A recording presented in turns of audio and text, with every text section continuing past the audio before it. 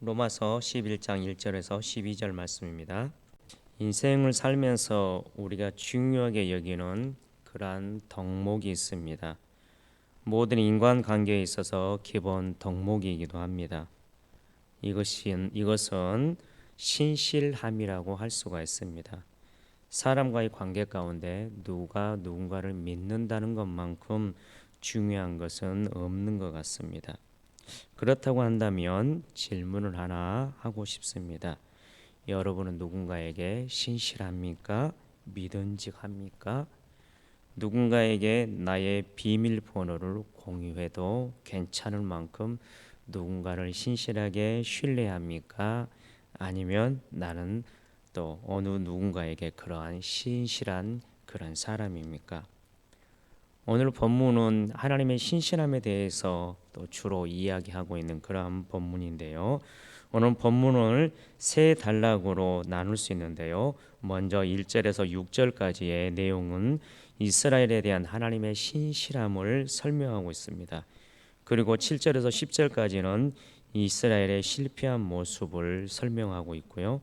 그 다음에 11절부터 12절까지는 16절까지 이어지는 설명의 도입 부분으로서 비유대인의 구원과 이스라엘의 미래를 문답식 대화법으로 설명하기 시작합니다. 이 세 가지의 내용으로 오늘 단락이 이루어졌는데요.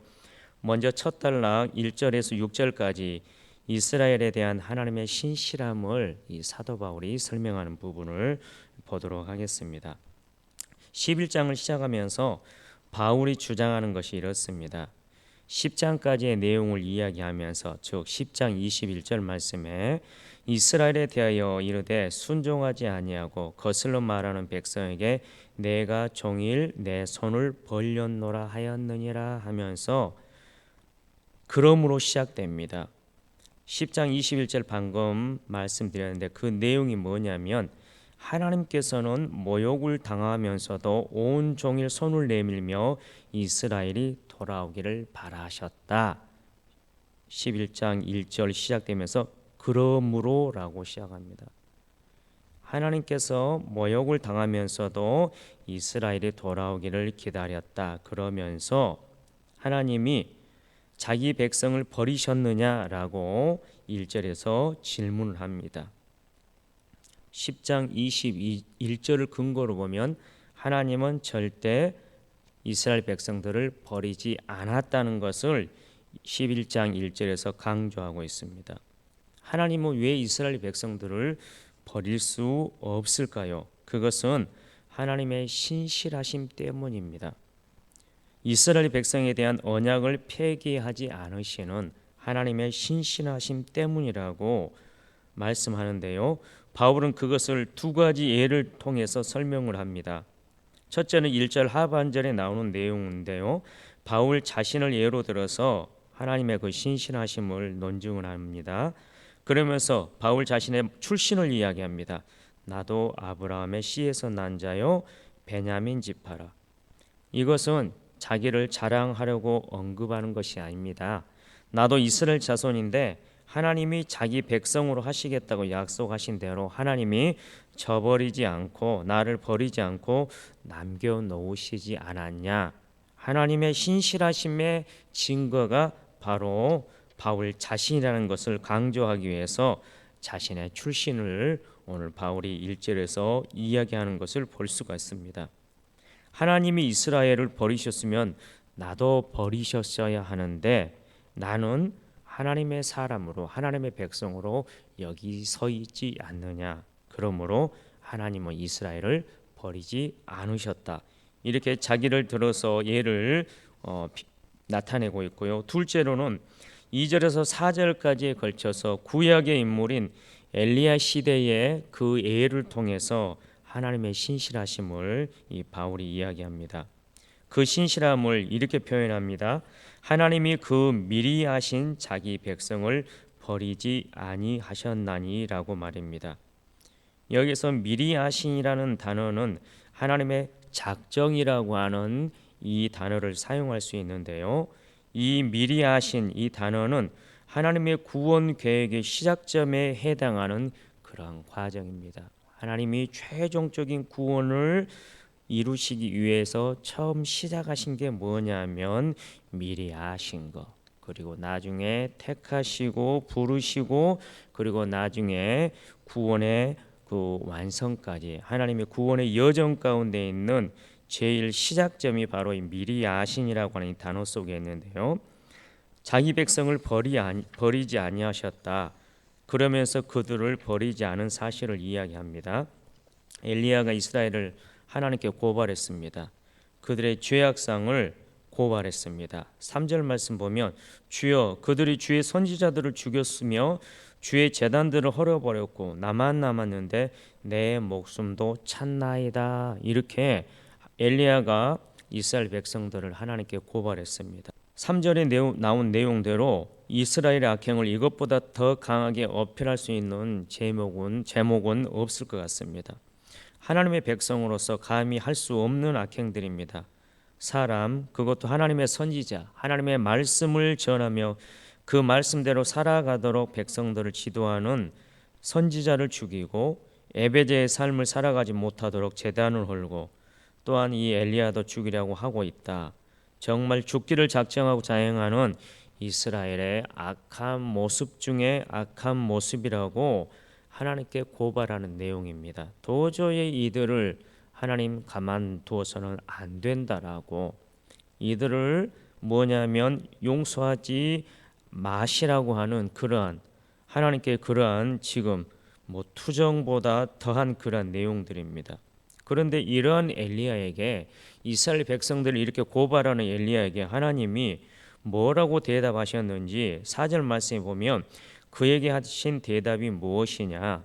내가 나를 위하여 바알에게 무릎을 꿇지 아니한 사람 7,000명을 남겨두었다 하셨으니, 이스라엘 백성들이 통째로 엘리야를 그렇게 죽이려고 모든 백성들이 하나 되어서 엘리야를 죽이겠다고 하는 그것을 엘리야가 알고 하나님 앞에 이렇게 이 토설을 했는데, 하나님이 뭐라고 이야기시키냐면 열왕기상 19장 18절 말씀 예를 들어서 방금 4절 말씀인데요. 내가 나를 위하여 바알에게 무릎을 꿇지 아니한 사람 7,000명을 남겨두었다라고 이렇게 이야기합니다. 이들을 향해서 어떠한 사람들이라고 평가하냐면 바알에게 무릎을 꿇지 않은 용감한 사람들이라고 표현하지 않습니다. 그들을 용기로 버텨낸 사람들이라고 하지 않습니다. 수많은 사람 중에 그나마 괜찮은 사람, 정말 용기 100배에서 그냥 바알과 그렇게 어떤 대적을 했던 그런 사람들이라고 하지 않고, 여기서 하나님은 그들을 향해서 뭐라고 이야기하냐면 바알에게 무릎을 꿇지 아니한 사람 7,000명을 남겨두었다라고 이야기합니다. 하나님께서 그들을 남겨두었다라고 말씀합니다. 그리고 이와 같이 지금도 은혜로 택하심을 따라 남은 자가 있다라고 이야기합니다. 5절 말씀 보면 그런즉 이와 같이 지금도 은혜로 택하심을 따라 남은 자가 있느니라. 그때 하나님이 남겨두었던 사람들처럼 지금도 동일하게 하나님의 은혜로 택하심을 따라 남은 자가 있다.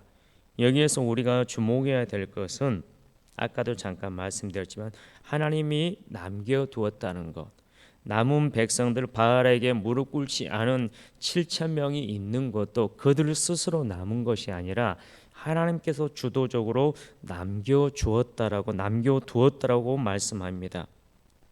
그리고 5절에서는 은혜로 택하심을 따라 남은 자가 있다. 이것은 어떤 의미냐? 즉 5절에서 세 단어가 쓰였습니다. 은혜로 택하심, 남은 자. 그러나 의미하는 바는 한 가지인데요.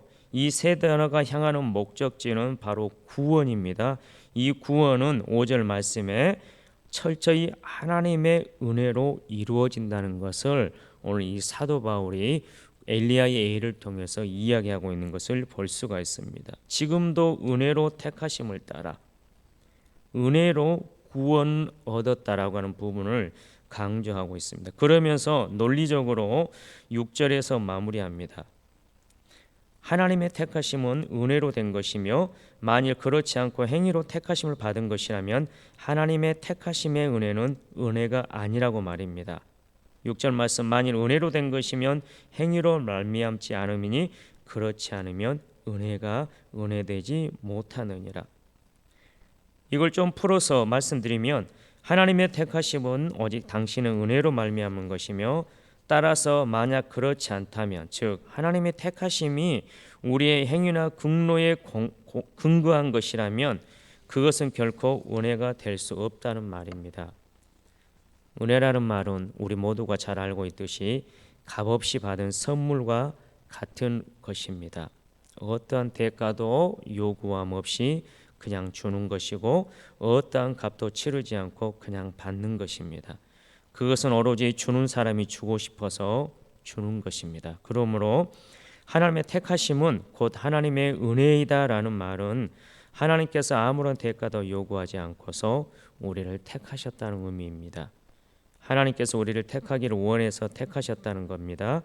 그러므로 우리를 향한 하나님의 택하심은 결코 우리의 자격이나 공로와는 무관한 것입니다. 우리가 잘나서라든지 혹은 우리에게 잠재력이 있어서가 아닙니다. 그것은 전적으로 하나님의 주권과 독자적인 판단에 따른 것이라는 것입니다. 신명기 7장에서 이 내용을 분명히 밝혀주고 있습니다. 신명기 7장에서 7장 1절에서 11절까지 내용을 보면 이런 말씀이 나옵니다. 하나님께서 이스라엘 백성을 성민으로 택하심과 그들이 구별된 삶을 살아야 할 것에 대해서 교훈하고 있는 부분인데요.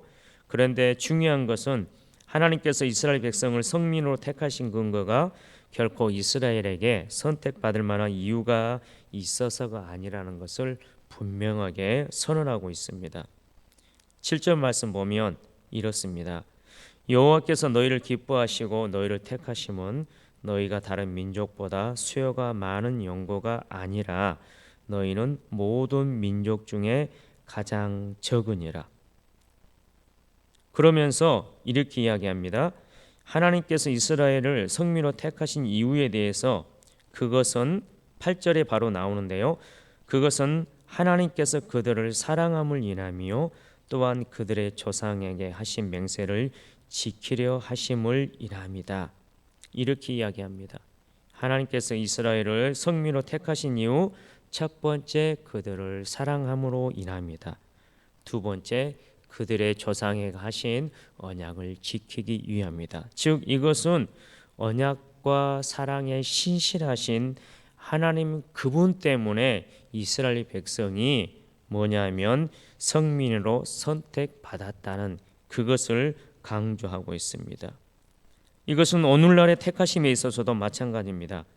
고린도전서 1장에 이 사도 바울은 하나님께서는 세상의 미련한 것들과 약한 것들을 택하시며 또한 세상의 천한 것들과 멸시받는 것들과 없는 자들을 택하셔서 성도로 삼으신다라고 그렇게 이야기하고 있습니다. 하나님께서 이와 같이 선택하시는 이유는 나약하고 부족한 자들로 강하고 부유한 자들을 부끄럽게 함으로써 하나님의 무조건적인 사랑과 은혜를 드러내기 위함입니다. 그렇습니다. 하나님의 선택의 근거는 오직 자신의 한량없는 은혜에 있습니다. 하나님의 무조건적인 사랑에 있습니다. 그러므로 이스라엘의 구원됨은 그들의 행위로 말미암지 않고 하나님의 은혜로 되었다고 오늘 본문 말씀을 통해서 사도 바울은 강조하고 있는 것을 볼 수가 있습니다. 은혜가 은혜되지 못한다는 의미를 우리 삶에 적용해 보기를 원합니다. 우리의 삶의 여정 속에 하나님의 은혜를 망각한 채 우리의 행위를 강조하고 우리가 가지고 있는 것들을 자랑하며 살고 있지는 않습니까? 요즘 담임 목사님이 말씀하고 계시는 야고보서를 예를 든다면 외모를 자랑하고 있지 않습니까? 그러한 모든 것들은 하나님이 나에게 허락하신 것임에도 불구하고 그것이 나의 능력으로 나의 얼굴, 나의 어떤 삶의 어떤 그러한 모양들이 나의 어떤 능력을 통해서 되어진 것처럼 교만한 모습으로 살고 있지 않습니까? 누군가를 또한 멸시하며 살고 있지 않습니까? 그러한 삶이 뭐냐면 은혜가 은혜되지 못하게 하는 그런 삶이라고 오늘 바울은 이야기하고 있는 것입니다. 6절까지의 전체 논증은 언약 관계를 배경으로 하는 것을 볼 수가 있습니다. 가상대와 상대자의 질문과 바울의 대답 속에 나온 자기 백성이라고 하는 이 단어는 하나님과 사람 사이의 언약 관계를 표현하는 전형적인 문구입니다. 레위기 26장 12절이나 신명기 29장 13절에 나오는 하나님과 사람 사이의 언약 관계, 곧 나는 너희 하나님이 되고 너희는 내 백성이 된다. 이러한 것을 반영하고 있는 문구인데요. 결국 6절까지 드러내고자 하는 바울의 의도는 이렇습니다. 현재 유대인의 불순종에도 불구하고 하나님의 은혜의 선택은 유효하다.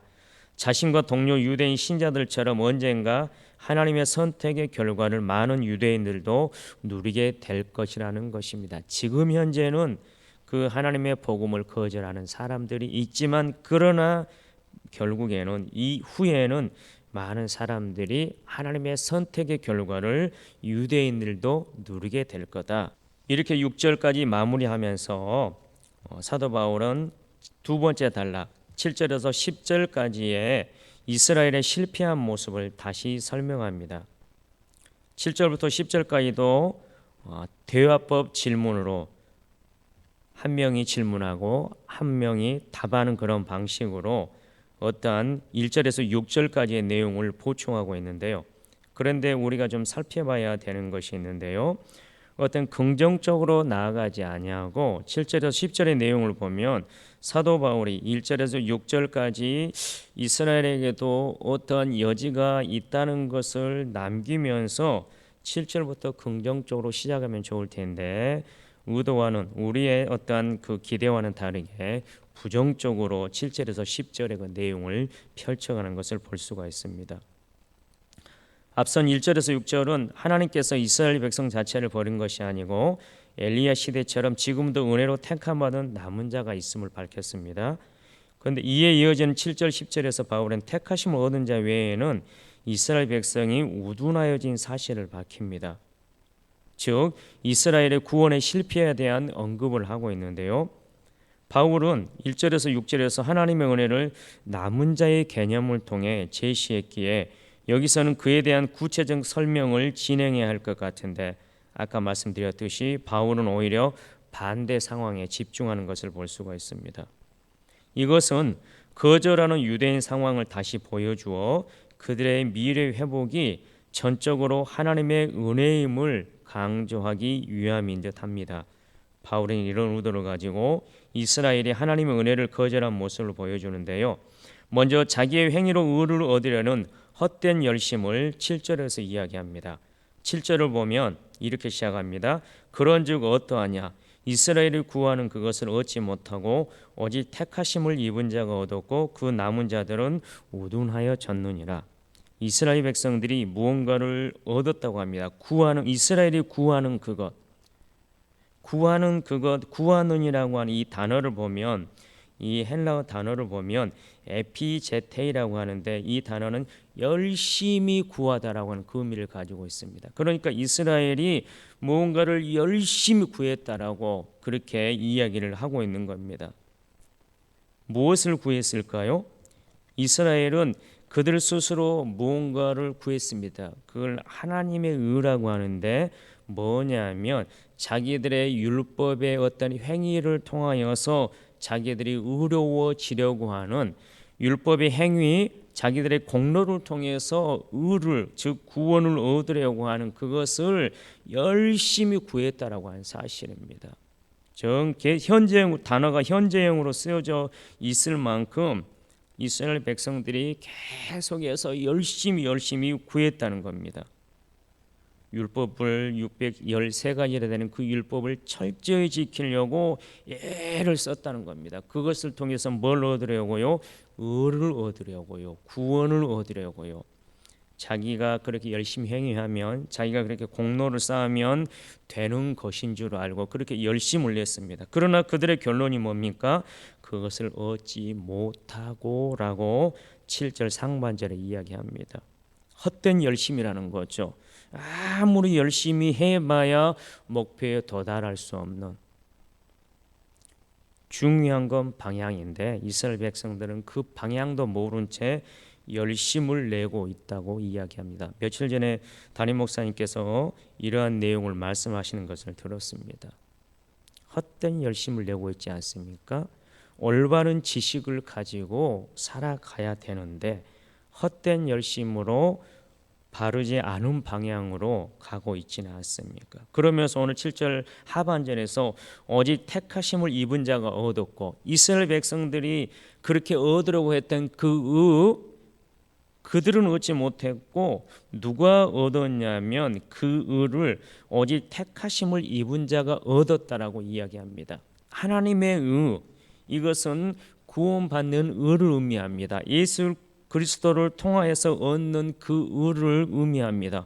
오실 메시아를 바라보며 하나님의 말씀대로 순종하며 살았던 그 이스라엘 백성들이 메시아를 갈망하는 그것을 오늘 본문에서 뭐라고 이야기하냐면 택하심을 입은 자가 얻었다. 하나님의 택하심, 은혜로 택하심을 입은 자가 얻었고 그 남은 자들은, 여기에서 이 남은 자들은 5절에 말하는 그 남은 자가 아닙니다. 하나님이 바알에게 무릎 꿇지 않은 그 7,000명을 남겨두었다. 그들을 남은 자라고 했는데 거기에서 그 남은 자는 영어로 하자면 렘난트라고 하는 그 단어를 쓰고 있고요. 그 다음에 헬라어로는 레임마라고 합니다. 레임마 여기에서. 그런데 오직 여기에서 7절에서 남은 자들은 그 남은 자가 아니고 그 남은 자들 외에 제외된 자, 영어로는 레스트라고 하는 단어를 썼습니다. 제외된 자들을 의미합니다. 하나님께서 구원하기 위해서 남겨놓은 자들이 아니라 그 구원의 반열에서 뭐냐면 죄된 자들을 뭐냐면 7절에서 그 동일하게 사용해서 좀 헷갈립니다. 그런 자들, 하나님이 구원의 은총에서 제외한 자들의 특성이 뭐냐면 우둔하여졌다라고 표현하고 있습니다. 이것은 무슨 말이냐면 돌같이 굳게 되었다. 그걸 의미하는 것으로서 어둡게 된 상태에 들어가서 빛으로 나오기를 거부하였고 진리의 뒤에 귀를 막았다라고 하는 그 의미를 가진 것이 뭐냐면 우둔하여졌느니라고 표현하고 있습니다. 우둔하여진 자들에 대한 표현이 8절과 9절의 그 내용에 나오는데요. 8절 내용을 보면 우둔해졌다는 그 내용이 8절에 기록된 바 하나님이 오늘까지 그들에게 혼미한 심령과 보지 못한 눈과 듣지 못할 귀를 주셨담과 같으니라. 귀가 있어도 듣지도 못하고 눈이 있어도 보지도 못하고, 이것이 뭐냐면 예수님에 대해서 하나님이 말씀하신 그 말씀에 대해서 귀를 닫고 눈을 감음으로써 하나님의 은혜의 그 자리에 나오지 못한 그런 것을 의미합니다. 즉 이것은 뭘 의미하냐면 로마서에서도 이전에 큐티 본문에 나왔던 내용인데요. 마음에 하나님 두기를 싫어하고 하나님의 뜻을 거스르는 자들을 그 상실한 마음대로 버려두었다는 것. 이게 뭐냐면 귀를 뭐냐면 듣지 못하게 그리고 보지 못할 눈 그대로 남겨두었다. 우둔하게 남겨두었다. 이것을 의미하고 있습니다. 하나님이 그들의 귀를 듣지 못하게 막아버렸다. 눈을 감게 해버렸다. 이것이 아니고 그들이 하나님 두기를 싫어했기 때문에 하나님께서 그냥 그대로 내버려 두셨다. 어떠한 교리적인 용어로 보자면 유기라고 하는 그 단어를 쓰는데 그들을 버려두었다라는 것입니다. 8절의 내용을 짧게 요약하면 이렇습니다. 이스라엘 백성의 영적인 상태가 어떠한 감각도 없는 혼수 상태가 되어버렸는데 그렇게 된 것은 그들의 마음에 하나님 두기를 싫어해서 하나님이 내어버려 두셨기 때문이다. 즉 원인이 그들의 마음에 있다라는 것을 이야기하고 있습니다. 이제 본절 9절과 10절에서는 원수에 대한 신적 보복을 기원하는 다윗의 시인 시편 69편을 인용해서 바울이 완악해진 이스라엘에게 임할 심판을 암시합니다. 9절 10절 말씀 보면 또 다윗이 이르되 그들의 밥상이 올무와 덫과 거치는 것과 보응이 되게 하시옵고 그들의 눈은 흐려 보지 못하고 그들의 등은 항상 굽게 하옵소서 하였느니, 바울이 뜬금없이 다윗의 시편을 끌어와서 이야기를 하거든요. 9절 10절 내용은 다윗이 자기를 회방하는 하나님의 사람으로 그렇게 살려고 몸부림치는 그 다윗을 뭐냐면 괴롭히는 그런 대적들을 향하여서 하나님 야들을 좀 하나님 어떻게 좀 심판해 주십시오, 그렇게 하나님께 간구하는 내용이거든요. 그 내용이 뭐냐면 올무 덫 거치는 것, 이런 똑같은 의미를 가지고 있는 그 단어를 사용해서 자기를 괴롭히는 사람들을 하나님께서 심판해 달라고 하는 그런 내용입니다. 그러면서 이 밥상이 올무와 덫과 거치는 것과 보응이 되게 하시옵고, 이 내용은 올무 덫 거치는 것, 이것은 같은 의미를 가진 비슷한 단어인데요. 이것을 반복적으로 사용해서 유한과 기쁨이 되어야 하는 식탁 교제가 그들에게는 정반대의 결과를 가져오게 해달라는 강한 간구의 의미를 전달하고 있습니다. 이런 만큼 다윗이 자기를 괴롭히는 무리들에 대해서 그렇게 하나님께 간구하고 있는 그 간절함을 담고 있는 그런 표현입니다. 즉 9절의 내용은 다윗은 그들의 풍요로움을 즐기면서 도모한 악한 괴교가 오히려 자신들을 함정 속으로 반드시 이끌게 하여 줄 것을 간구하고 있는 것입니다. 10절의 내용은 어떤 내용이냐면 시편 69편 23절의 내용인데요. 그들의 눈은 흐려 보지 못하고 그들의 등은 항상 굽게 하옵소서. 이것도 그들을 향하여서 하나님께서 나의 원수를 갚아달라고 하는 그런 내용입니다. 보지 못하도록 어두워지게 해달라고 함으로써 그들이 어려움을, 즉 다윗을 괴롭히는 그들이 어려움을 피하지 못하도록 그 어려움을 그냥 맞닥뜨리게 해달라고. 또한 저희 등은 굽게 하옵소서. 이 말은 너희들이 상전 앞에서 두려움을 갖게 될 때 등을 굽게 취하는 행동인 것처럼 평생을 두려움 가운데 지내게 해달라는 간구가 10절의 그러한 내용입니다. 그러니까 9절과 10절은 다윗이 자기를 괴롭히는 그러한 사람들을 향하여서 하나님께 간구했던 내용인데, 오늘 이 본문을 통해서 오늘 이 바울은 이스라엘 백성들, 유대인들에게 대해서 이러한 그런 그 저주하는 내용과 같은 것을 하나님께 간구하고 있는 것을 볼 수가 있습니다. 하나님을 거절하는 유대인들이 곧 누구의 상황인 거냐? 다윗을 대적하는 악한 자들의 상황, 그들과 똑같다라는 것을 오늘 이 바울이 이야기하고 있는 것이죠. 그들은 하나님의 은혜의 개입을 철저히 차단하고 있기에 이 상황이 지속되면 진노와 심판의 결과를 당할 수밖에 없다는 것을 경고하고자 이 다윗의 시를 인용한 것입니다. 셋째 단락인 11절 12절 말씀은 비유대인의 구원과 이스라엘의 미래에 대해서 이야기합니다. 그 미래는 오늘 11절 12절에서 소망이라는 것을 밝히고 있는데요. 7절에서 10절을 설명하면 이스라엘 상황이 심각해 몇 가지 질문이 따라올 수밖에 없습니다. 이런 이스라엘에게 소망이 있는가? 7절에서 10절까지의 내용은 아까 부정적인 것이라고 말씀을 드렸잖아요. 이런 이스라엘에게 소망이 있는가? 이런 상황에도 하나님의 주권적 선택의 은혜는 유효한가? 그리고 그 증거는 무엇인가? 이미 바울은 1절에서 6절까지 문답식 대화법을 통해 자신과 구약의 예를 통해서 이스라엘에 대한 하나님의 신실하심을 언급했지만, 이제부터 본격적으로 그분의 커다란 구원 계획 속에 있는 이스라엘의 현재와 미래를 보여주며 이런 질문에 하나씩 답을 합니다. 역시 문답식 대화법으로 시작합니다. 11절 상반절에 보면 이스라엘의 실족하여 회복이 불가능할 정도가 되었느냐는 질문을 제기합니다. 12절 말씀 보면 그러므로 내가 말하노니 그들이 넘어지기까지 실족하였느냐, 이렇게 질문합니다. 그러면서 또한 뭐라고 단언을 합니다. 답을 합니다. 11절 하반절에 나오는데요. 그들이 넘어짐으로 구원이 이방인에게 이르러 이스라엘로 시기나게 함이니라. 즉 뭐라고 이야기하냐면 이스라엘의 실족하여 회복이 불가능할 정도가 되었느냐 질문하면서 그렇지 않다라고 단언합니다. 그 대답으로 11절 하반절에 즉 이런 내용입니다. 이스라엘의 실족은 다만 구원이 이방인에게까지 이르게 하고 또한 그로 말미암아 이스라엘로 시기 나게 하기 위한 하나님의 구원 경륜에 따른 것일 뿐이라고 설명을 합니다.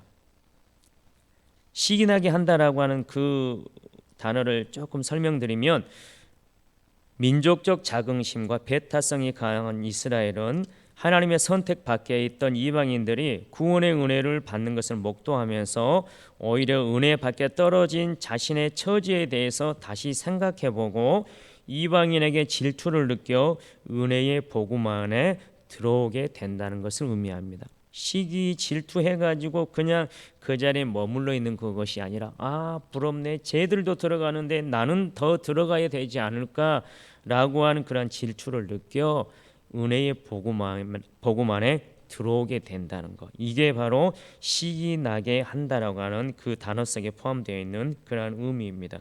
그러면서 12절에서 미래의 더 큰 소망을 이야기합니다. 12절 말씀 보면, 그들의 넘어짐이 세상의 풍성함이 되며 그들의 실패가 이방인의 풍성함이 되거든 하물며 그들의 충만함이리요. 이 의미는 이스라엘의 실패가 이방인들에게 구원의 풍성한 축복을 가져다 주는 기여를 하였다면, 이스라엘이 충만하게 회복되면, 즉 이스라엘이 구원받는 날에는 전 인류의 부요함은 얼마나 더 풍성해지겠느냐라는 것입니다. 더 큰 기대감과 소망으로 12절을 마무리하는 것을 볼 수가 있습니다. 12절 말씀은 이방인들이 여기에서 이스라엘 백성들이 다시 돌아온다라고 하는 이것을 뭐냐면 오해하는 그러한 사람들이 있을 수 있는데요. 이런 결과가 온다고 해서 이방인들이 다시 구원에서 죄된다는 것은 아닙니다. 오히려 더 큰 축복을 받게 된다는 것을 뭐냐면 12절 말씀이 의미하고 있습니다. 즉 이스라엘이 복음을 배척함으로써 본격적으로 열리게 된 이방인의 구원이 장차 이스라엘이 회개하고 믿음을 갖게 되면 더욱더 많은 결실을 맺게 될 것이라는 사실을 바울이 12절에서 지금 말씀하고 있습니다. 말씀을 정리하겠습니다. 오늘 본문을 통해서 우리가 기억해야 될 몇 가지가 이렇습니다. 첫째, 하나님은 친히 언약을 맺으신 자기 백성 이스라엘을 버리신 적이 없다라는 사실입니다. 하나님과의 약속과 상관없이 살아가는 실패한 인간을 향하여 여전한 사랑으로 자신의 신실함에 근거해서 우리를 구원받는 하나님의 백성으로 남겨놓으신다는 것입니다. 두 번째로, 우리가 구원받은 남은 자가 된 것은 오직 하나님의 택하심의 은혜 때문입니다. 그러므로 우리는 우리의 어떠한 행위나 공로를 자랑할 것이 없고 오직 우리를 택하신 하나님의 은혜만 자랑해야 될 사람들이라는 것입니다. 세 번째로, 예수님을 만나기만 하면 소망 없는 인생은 없다라고 하는 사실입니다. 우리와 더불어 살아가는 모든 이에게 소망은 있습니다. 하나님께서 그들을 택하신 결과를 지금 당장 우리가 볼 수는 없지만 하나님의 미리하심 가운데, 즉 하나님의 작정 가운데 있는 사람일지 모릅니다. 우리와 더불어 살아가는 어느 누군가가 말입니다. 이방인의 구원뿐만 아니라 자기 동족의 구원을 위하여 살았던 바울처럼 복음만이 소망인 것을 알고 그 복음이 흘러가는 통로가 되기를, 바울이 그런 통로가 되었던 것처럼 우리 또한 복음이 흘러가는 통로가 되기를 기뻐하는 저와 여러분 되시길 우리 주님의 이름으로 축원합니다. 기도하겠습니다. 사랑하는 하나님, 오늘 말씀을 통하여 우리를 버리지 않으시는 하나님의 사랑을 깨닫게 하시니 감사합니다. 우리를 향한 하나님의 그 신실하심이 우리를 구원에 이르게 하는 은혜요 유일한 조건인 것을 기억하며 감사함으로 모든 것을 행하는 우리가 되게 하여 주시옵소서. 헛된 열심으로 헛된 의를 추구하는 자가 되지 않게 하시고 구원에 대한 바른 지식을 가지고 하나님의 의를 추구하는 지혜로운 자가 되게 하여 주시옵소서. 하나님께서 이방인과 유대인을 향하여 차별된 복음으로 차별하신 것이 아니요 하나의 복음으로 하나님의 한 백성으로 삼으셨듯이 모든 이들을 향한 동일한 마음으로 대하는 우리가 되게 하시고 차별하지 않는 복음적 삶을 살아가는 우리 모두가 되게 하여 주시옵소서. 감사하옵고 예수님의 이름으로 기도드립니다. 아멘.